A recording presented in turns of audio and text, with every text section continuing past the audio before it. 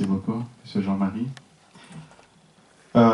Et je redis bonsoir, bonjour à tout le monde et à ceux que je n'ai pas encore salués. Prions le Seigneur.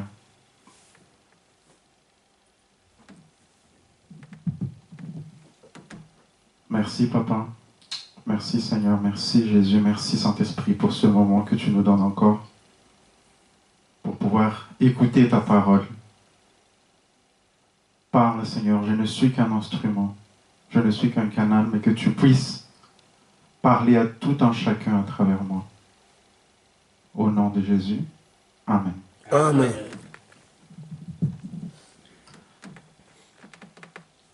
En fait, cette semaine, pour commencer, c'est que quand j'ai demandé au Seigneur, qu'est-ce que tu veux que je partage, Seigneur? Quel sujet veux-tu que je transmette à tes fidèles? Et à moi aussi, bien sûr, en premier. Et ce sujet-là m'est venu.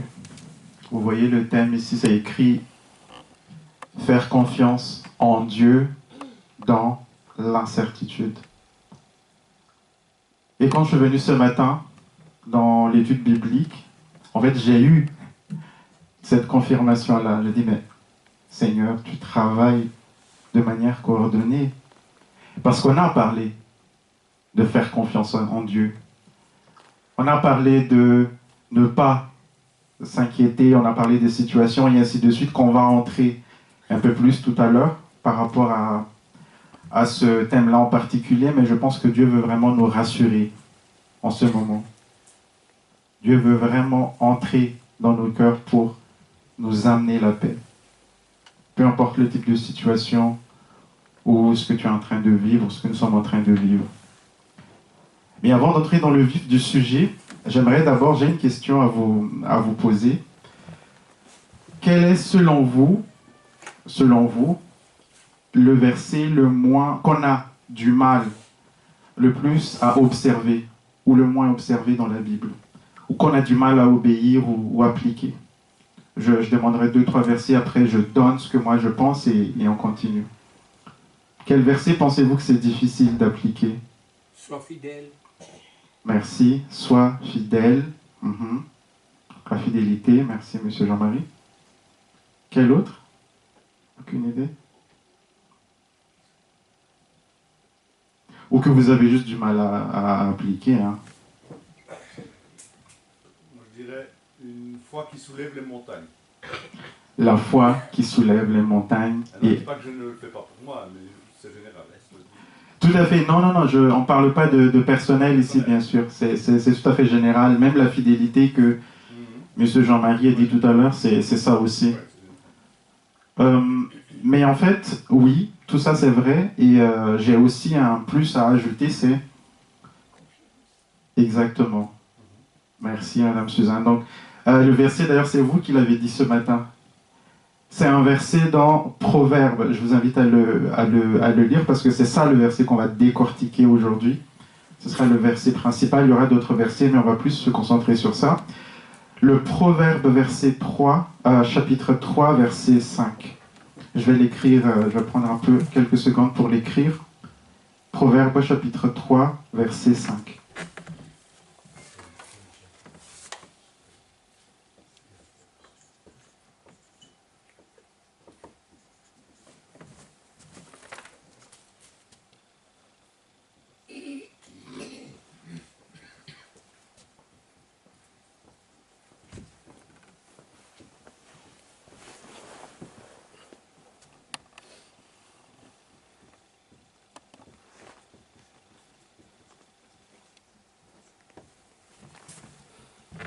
Désolé pour l'écriture. Donc, le passage dit « Confie-toi en l'Éternel de tout ton cœur. » Confie-toi en l'Éternel de tout ton cœur.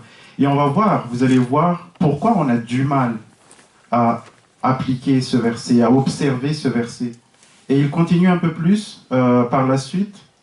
Reconnais-le, donc, confie-toi en l'Éternel de tout ton cœur et ne t'appuie pas sur ton intelligence. Reconnais-le dans toutes tes voies et il rendra tes sentiers droits. Donc il y a deux choses. Ne t'appuie pas, pardon, sur ton intelligence, mais surtout, confie-toi en lui de tout ton cœur. Pourquoi on a du mal à nous confier en l'Éternel? Parce qu'on s'inquiète. Et c'est là où il y a l'inquiétude qui vient. Et quand on s'inquiète, on se dit, mais qu'est-ce que je dois faire? Et c'est pour ça que la parole ici dit, ne t'appuie pas sur ton intelligence, parce qu'on s'inquiète de tout et pour tout. L'inquiétude, ce matin, il a été dit, par exemple, frère Jean-Pierre a dit que l'inquiétude, ça paralyse. L'inquiétude, c'est une maladie. Pardon, je pense que tu as dit maladie, oui, oui.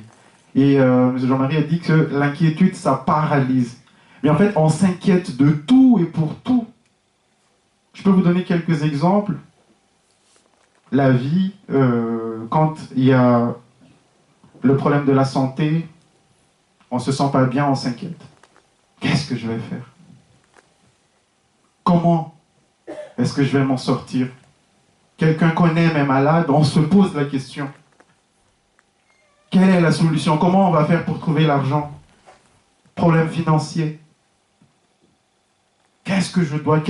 En fait, à chaque fois, on se dit qu'est-ce que je dois faire? On ne se confie pas en l'Éternel. Et c'est pour ça qu'il dit confie-toi en l'Éternel. Et d'autres problèmes, même quand on ne s'inquiète pas, on s'inquiète parce qu'on ne s'inquiète pas. Je ne sais pas si vous voyez un peu le point. Je vous dis là, par exemple, je me sens bien, il n'y a rien, je dis, mais c'est pas normal. Il y a forcément quelque chose qui ne va pas. Donc c'est juste que j'ai oublié.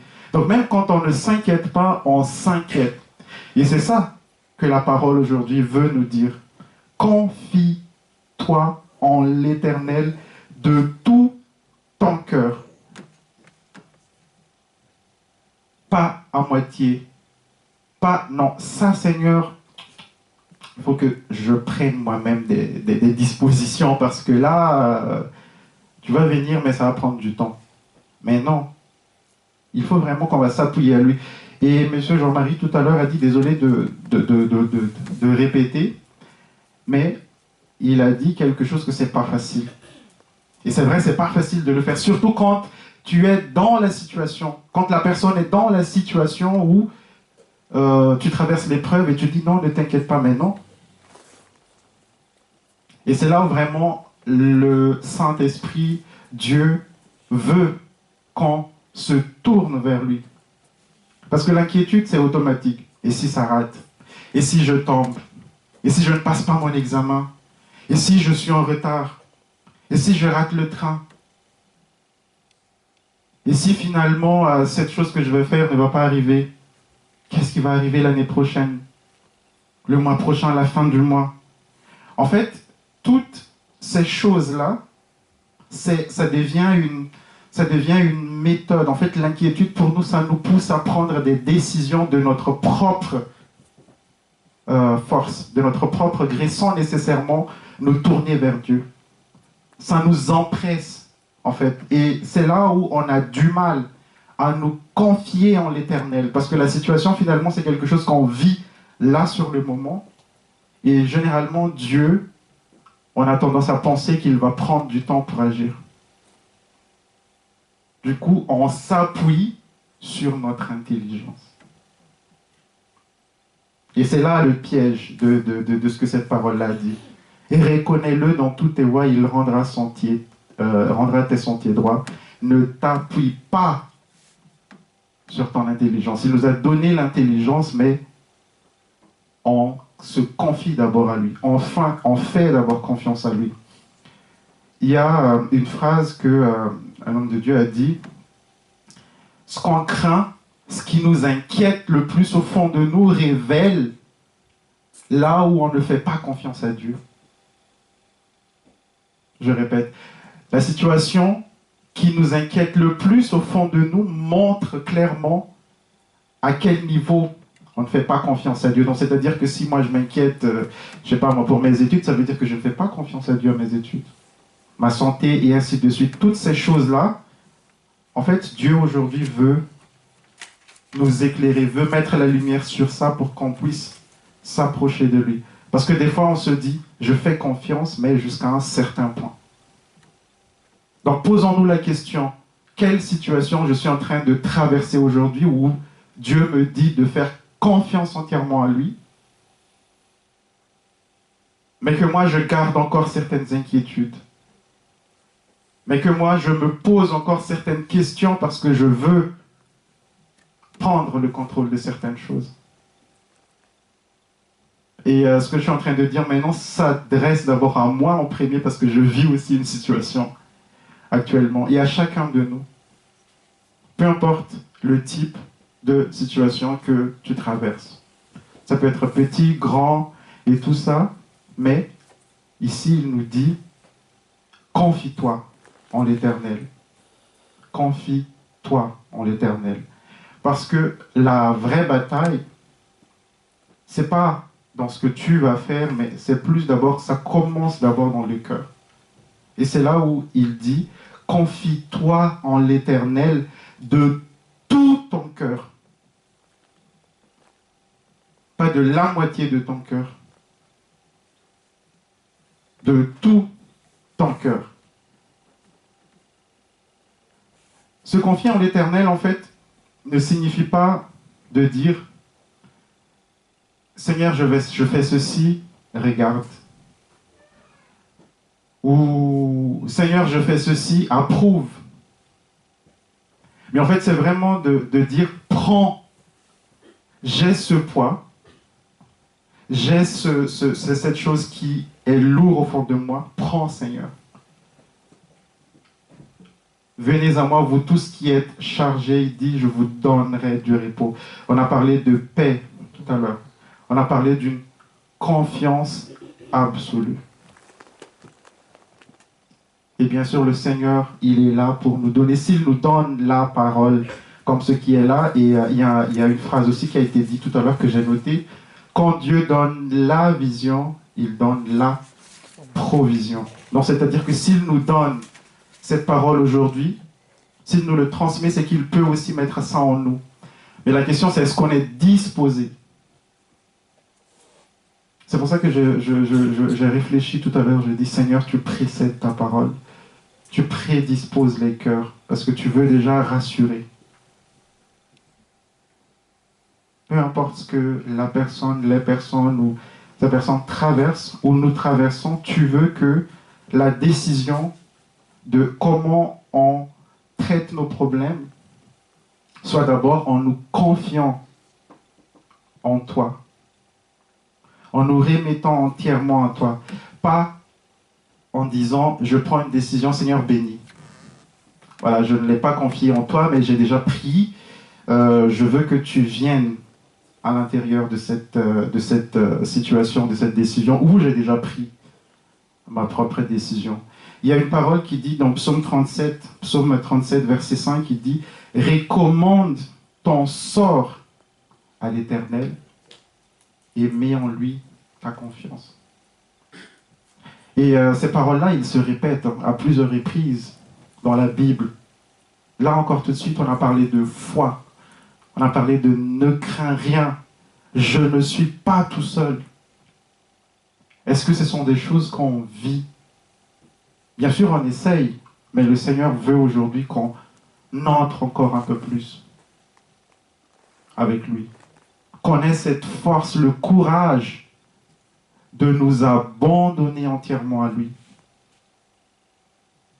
Et de ne pas, je dis entre guillemets, une question qui a été posée aussi ce matin. Désolé, parce que je dis ça comme ça, je ne veux pas me répéter, mais voilà, le Seigneur a préparé déjà les terrains, les cœurs. C'est que, est-ce que nous confions nos inquiétudes à Dieu ou est-ce que on a la pudeur? Est-ce qu'on est timide?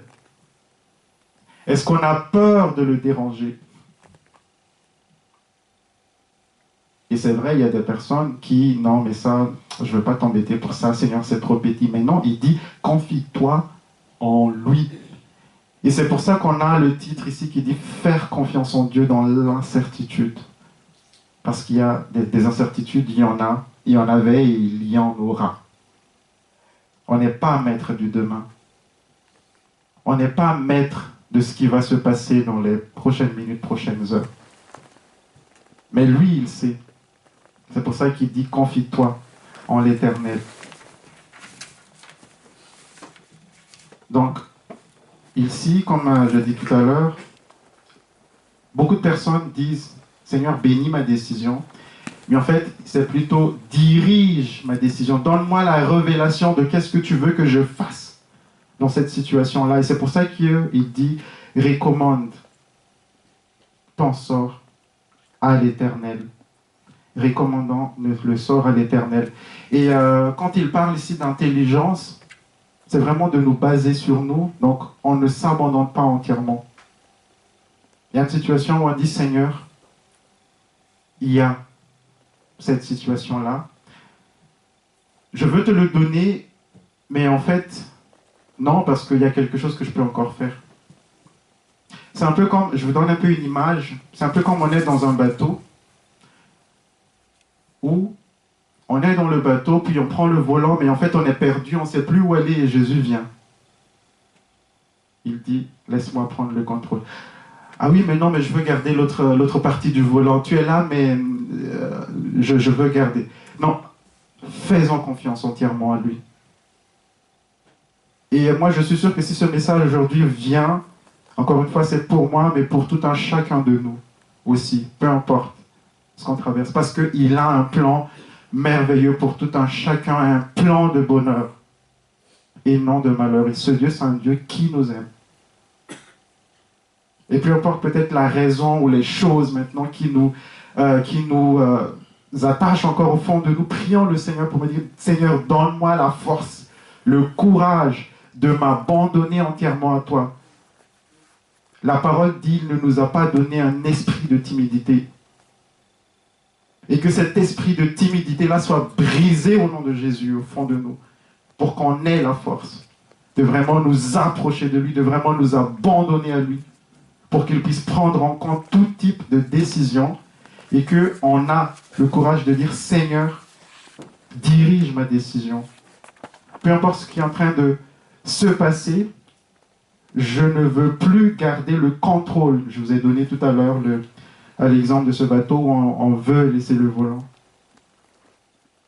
Seigneur, je ne veux plus garder le contrôle, mais je veux te recommander ma foi en toi aujourd'hui.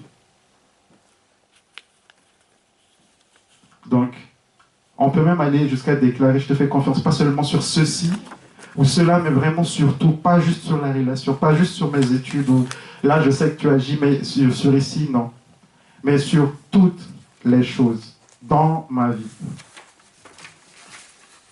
Et il y a un autre passage aussi dans Proverbes. Et c'est pour ça qu'il dit, quand on regarde dans Proverbes 3, chapitre 3, verset 5, là où il dit dans la partie 2, où il dit « Ne t'appuie pas sur ton intelligence », il y a une raison. Parce que je me suis posé la question, mais le Seigneur, il nous a donné l'intelligence. Donc ça veut dire qu'on doit l'utiliser, non? C'est normal. On doit un peu nous poser la question, mais voilà, je cherchais une solution par-ci, par-là. Et on voit des hommes de Dieu par le passé dans la Bible où Dieu les a donné des promesses. Abraham, tu vas avoir des descendants, toute une nation. Mais finalement, il a essayé de chercher une solution par lui-même. Or que, ici, Dieu dit, ne t'appuie pas sur ton intelligence, parce que dans Proverbe 14, chapitre 14, verset 12, il dit, telle voie paraît droite à un homme, mais son issue, c'est la mort. Telle voie paraît droite à un homme, mais son issue, c'est la mort. Donc, c'est-à-dire, en fait, avec notre intelligence, on peut penser que quelque chose est correct, mais ça peut nous tuer. Et ici, il parle vraiment de conséquences extrêmes. On peut voir dans la Bible, on ne va pas lire les passages, où Dieu a demandé aux Israélites de faire un détour. Un passage qui devait se faire en quelques jours a pris des années, parce que c'est ce que Dieu a décidé. Un ralentissement peut-être dans ta vie. Et surtout, un lâcher-prise.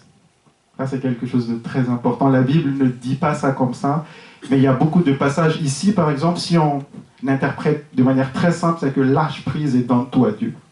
Confie-toi en l'Éternel de tout ton cœur, abandonnant. Et il demande aussi des fois une obéissance qui, quand on regarde au début, ça ne nous apporte rien. On a parlé tout à l'heure de l'exemple d'Abraham, oui, à qui Dieu a dit, quitte de là où tu es et puis va dans l'endroit où je vais t'apporter. Je dis, mais Seigneur, je ne connais pas, je sais pas, je suis bien confortable là où je suis. Il aurait pu dire ça. Mais c'est ça Dieu parce que il veut qu'on ait confiance en lui. Et c'est pour ça que dans la deuxième partie de ce proverbe, chapitre 3, il dit, chapitre 3, verset 5, il dit, reconnais-le dans toutes tes voies et il rendra tes sentiers plats. Et il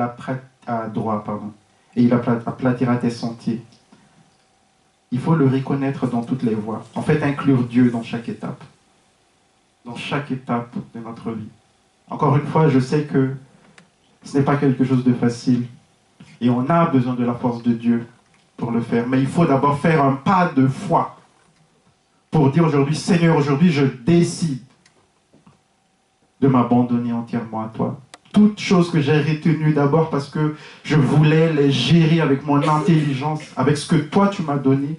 Or que toi tu me dis qu'il y a les voies que moi je pense qui sont bien mais qui ne sont finalement pas correctes. Et il le dit dans un autre passage, je n'ai pas la référence, mais il dit les pensées de Dieu ne sont pas vos pensées.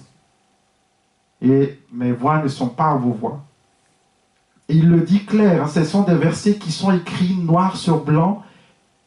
Mais quand on le lit comme ça ne vient pas, mais la révélation, elle est là. Pour nous dire qu'il ne pense pas comme nous. Moi, aujourd'hui, par exemple, je peux penser à une solution que non, tout de suite, là, je veux ceci. Or que Dieu voit loin. Dieu sait qu'est-ce qui est bien pour moi. Et c'est pour ça que Jésus, il dit que ta volonté soit faite, Seigneur.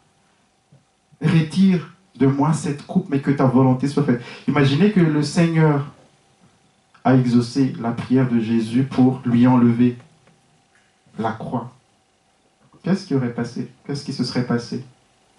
Donc toutes ces choses-là est dans le plan de Dieu. Reconnais-le dans toutes tes voies, dans les voies, quand on réfléchit. Qu'est-ce que tu veux que je fasse, Seigneur?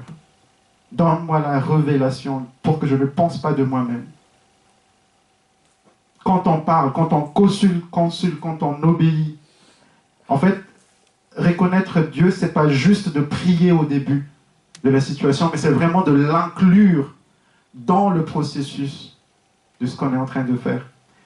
Et il le dit, hein, si on n'en a pas, on peut le demander à Dieu. Dans Jacques, le livre de Jacques, chapitre 1, verset 5, il dit, si quelqu'un manque de sagesse, qu'il la demande à Dieu. On sait comment Salomon a demandé ça à Dieu et il l'a reçu. Et Dieu aussi peut nous donner ça, peut nous donner la paix dans le cœur. La paix dans le cœur, la paix de pouvoir lui confier ce que nous traversons. La paix de pouvoir lui faire entièrement confiance. La confiance, comme l'a dit Dominique tout à l'heure, la confiance qui va faire, la foi qui va faire bouger les montagnes. Parce qu'en fait, c'est ce verset-là, Jésus l'a dit. Mais on se pose la question, mais finalement, est-ce que quelqu'un a pu appliquer le verset? A pu faire bouger une montagne avec la foi? Mais non, parce qu'on a une limitation. On a notre pensée qui n'est pas la pensée de Dieu, et cette pensée-là, c'est ça qui nous bloque. Et c'est pour ça que le Seigneur veut qu'on s'approche un peu plus de lui, veut qu'on le cherche un peu plus, veut qu'on s'abandonne, qu'on laisse notre intelligence de côté pour qu'on puisse avoir confiance en lui. Et si le message revient aujourd'hui, c'est qu'il veut encore nous confirmer. Et s'il dit ici, il aplanira tes sentiers, il ne dit pas, ça ne veut pas dire que Dieu va nous donner une route sans épreuve. Non. Il a dit, dans ce monde, vous aurez des persécutions.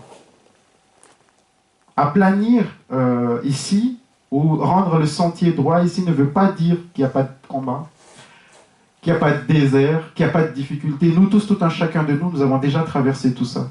Mais nous savons que avec lui, on ne sera pas perdu. Même si le chemin est difficile, même si ça semble compliqué maintenant, il est avec nous. Il est avec nous dans le feu. Il est avec nous dans la vallée de la mort. David a dit, même si je marche dans la vallée de la mort. Voilà, exactement. Car tu es avec moi. Je ne craindrai aucun mal, car tu es avec moi. Et il est avec nous aujourd'hui. Il est avec toi. Il est avec ta famille. Il est avec ce qui t'inquiète au fond de toi. Ce que tu n'oses peut-être pas montrer au monde. Il veut faire la lumière sur ces choses-là pour éclaircir tout ça, pour que tu puisses les exposer devant lui. Et pour qu'il puisse prendre en charge cette situation-là. Que le Seigneur aujourd'hui vraiment puisse nous faire comprendre, puisse nous rendre compte qu'est-ce qu'on a encore besoin de lui donner, qu'est-ce qu'on a encore besoin de lui confier pour qu'on puisse justement obéir à cette parole pour dire « Confie-toi en l'Éternel de tout ton cœur et ne t'appuie pas sur ton intelligence. » Il y a un exemple que j'aimerais donner et je pense que je vais finir avec ça. L'exemple de Hannah, un personnage dans la Bible, une femme qui a qui a été mise à l'épreuve. Il n'y a pas vraiment on sait que dans 1 Samuel chapitre 1, on va le lire, je pense, c'est mieux, pour nous donner un peu de contexte de cette histoire-là. 1 Samuel chapitre 1.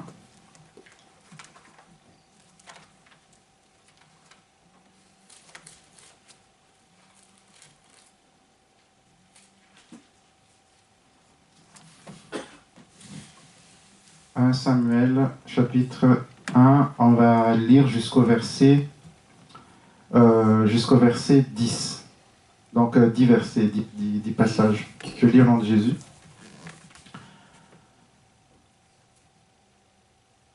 Il y avait un homme de Ramathaï Tsophim, de la région montagneuse d'Éphraïm, du nom d'Elkana. Il était le fils de Jéroam, le fils d'Élihu, de Totu et arrière-petit-fils de Tuf, et était éphraïmite. Il avait 2 femmes, l'une s'appelait Anne, l'autre Pénina. Pénina avait des enfants, tandis que Anne, ou Anna dans l'autre version, n'en avait pas. Chaque année, cet homme montait de sa ville jusqu'à Silo pour adorer l'Éternel, le maître de l'univers, et lui offrir des sacrifices. Là se trouvaient les 2 fils d'Élie, Ophni et Phiné, qui étaient prêtres ce jour. Le jour où Elkana offrait son sacrifice, il donnait des portions à sa femme Pénina et à tous les fils et à toutes les filles qu'il avait d'elle. Mais à Anne, il donnait une portion. Mais à Anne, il donnait une portion double car il l'aimait, même si l'Éternel l'avait rendue stérile. Verset 6. Sa rivale la provoquait pour la pousser à s'irriter de ce que l'Éternel l'avait rendu stérile. Et toutes les années, il en allait de même. Chaque fois qu'Anne montait à la maison de l'Éternel, Pénina provoquait de la même manière. Alors elle pleurait et ne mangeait pas. Son mari Elkana lui dit, « Anne, pourquoi tu pleures? Pleures-tu et ne manges-tu pas? Pourquoi ton cœur est-il attristé? Est-ce que je ne vaux pas pour toi mieux que 10 fils? » Anne se leva après que l'on eut mangé et bu à Silo. Le prêtre Élie était assis sur son siège, près de la porte du temple de l'Éternel. L'amertume dans l'âme, elle pria l'Éternel et pleura abondamment. Elle fit le vœu suivant. Éternel maître de l'univers, si tu consens à regarder la détresse de ta servante, si tu te souviens de moi, et si tu n'oublies pas ta servante et lui donnes un fils, je le consacrerai à l'Éternel pour toute la durée de sa vie, et le rasoir ne passera pas sur sa tête. Je continue un peu, puis je finis après. Comme elle restait longtemps en prière devant l'Éternel, Élie observa sa bouche. Anne parlait dans son cœur et ne faisait que remuer ses lèvres, on n'entendait pas sa voix. Je vais arrêter là. Mais en fait, ici, on voit, amen, on voit ici une situation où elle est persécutée par la deuxième femme. On voit qu'il y a une souffrance à l'intérieur d'Anne. Donc, tout ce qu'elle voulait, c'est juste d'avoir un enfant. Mais la Bible insiste, chaque année, il y avait cette situation où Pénina lui faisait ses difficultés. Il y a une autre version qui dit, année après année, c'était la même chose. En fait, la Bible insiste de manière volontaire pour nous mettre dans la peau de Anne, pour comprendre sa souffrance. Il y avait sa rivale qui la provoquait. Donc, ce détail-là, en fait, c'est vraiment crucial parce que il y a une épreuve de la foi. Elle avait confiance en Dieu. Et comme on a pu voir dans l'autre passage, elle priait Dieu jusqu'à dire, Seigneur, je te remets ce fils entre tes mains. C'est là où on dit, confions-nous en lui. Et il a dit, ce fils-là, si je l'ai, je vais te le donner.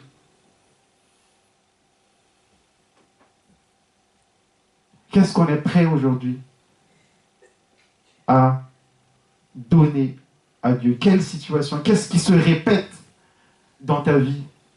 Qui à chaque fois ça revient? Est-ce que c'est une prière sans réponse? Quelque chose que tu demandes, tu redemandes. Est-ce que c'est une humiliation? Est-ce que c'est une question? Est-ce que c'est Dieu qui te donne cette impression qu'il est silencieux?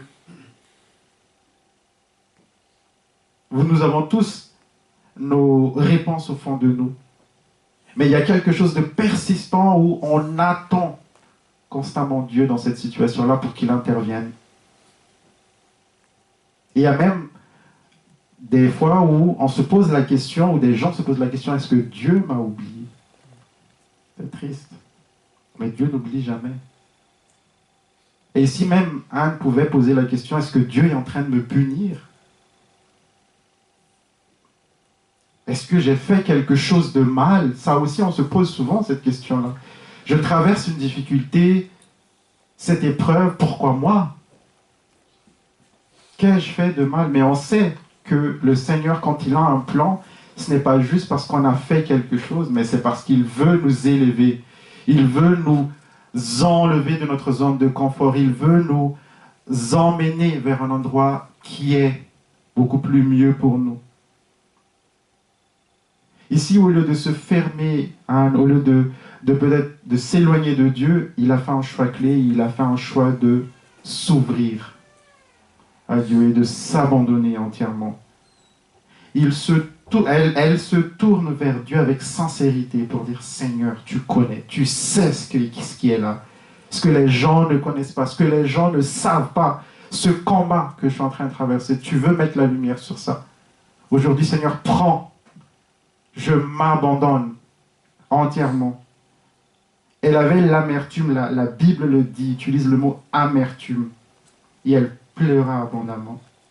Et pleurer, généralement, devant Dieu, ça ne veut pas dire un manque de foi, mais c'est pour lui, pour nous ouvrir dans notre cœur, pour nous dire, Seigneur, je m'abandonne à toi, je laisse tout entre tes mains. Et il veut justement qu'on ait cet état de cœur aujourd'hui. Donc, pour compléter ce partage pour aujourd'hui, c'est que un peu plus loin dans ce 1 Samuel, en fait, il y a Anne qui dit, il y a la parole qui dit, ils se levèrent de bon matin et allèrent adorer l'Éternel. Et c'est là où je reviens dans la fidélité. La fidélité, elle est très, très, très, très, très, très importante. Être fidèle dans l'attente. Être fidèle quand on attend la réponse du Seigneur. C'est très important. Et Ici, si on peut voir dans le verset 19 de ce 1 Samuel, la parole nous dit: ils se levèrent de bon matin et après avoir adoré l'Éternel, ils partirent et retournèrent chez eux à Rama. En fait, rien n'a encore changé jusqu'à ce verset. Vous allez voir un peu plus loin, c'est là où ça a changé. Mais Anne adorait encore. Elle adorait l'Éternel alors que rien n'était pas facile. Elle adorait l'Éternel alors qu'elle était dans une difficulté, alors qu'elle ne comprenait pas. Et c'est ce que Dieu veut que nous fassions. Et dans l'autre verset qui vient, il y a une parole qui dit: l'Éternel s'est souvenu d'Anne. Je vais lire le passage, c'est dans la deuxième partie du verset 19. Elkana eut des relations conjugales avec Anne, sa femme, et l'Éternel se souvint d'elle. Ça fait penser, ça veut dire qu'il oublie des fois, mais non, il ne nous oublie pas. C'est juste que c'était son temps qui était arrivé. Et elle a donné naissance par la suite. Dieu n'a pas oublié, Dieu ne t'a pas oublié, Dieu ne t'oublie pas, au contraire, il est là. Et il veut juste qu'on lui donne les charges que nous avons. Il prépare. Et parfois, quand Dieu doit faire quelque chose, en fait, pour nous, il prépare d'abord notre cœur. Et c'est pour ça qu'il dit ici: confie-toi en l'Éternel de tout ton cœur et ne t'appuie pas sur ton intelligence. Que le Seigneur vraiment bénisse sa parole et qu'en chacun de nous, on a cette paix, on a la fidélité pour nous confier entièrement en l'Éternel. Peu importe comment c'est difficile, peu importe comment ce n'est pas évident, que le Seigneur puisse te donner la force dans cette incertitude, dans ce qu'on ne connaît pas encore, dans ce qu'on demande encore à lui, pour qu'il puisse entrer dans notre situation, dans ce problème, dans ce souci, dans cette inquiétude. Au nom de Jésus, Amen. Amen.